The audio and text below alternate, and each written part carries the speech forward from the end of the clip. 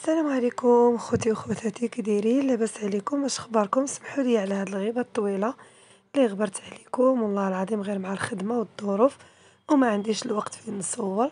المهم جيت نشارك معكم بريوات ديال اللوز بالعقده ديال اللوز.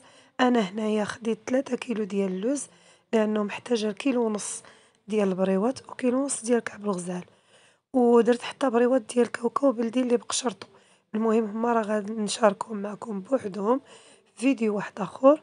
هنا شاركت معكم غير البريوات ديال اللوز وكيفاش كنطويهم. هنا الاخوات، هذه العقده ديال البريوات وهذه العقده ديال كعب الغزال، يعني درت عجنه وحده. سلقت اللوز كله 3 كيلو كلهم وفسختهم وطحنتهم نص طحنه، وكملت الطحنه الثانيه مع السكر السنيده والمسكه الحره. من بعد زدت عليهم الزهر وزدت عليهم الزبده. نعطيكم بعبار الكيلو. كيلو ديال اللوز كنزيدو عليه نص كيلو ديال السنيده، وكنزيدو عليه تقريبا 5 دراهم ديال المسكه حره، وكنزيدو عليه ما زهر و50 غرام ديال الزبده سبيسيال. كنعجنوه كنطحنوه وكنعجنوه بديك الزبده وما زهر غير القياس، شي 4 المعالق ديال ما زهر.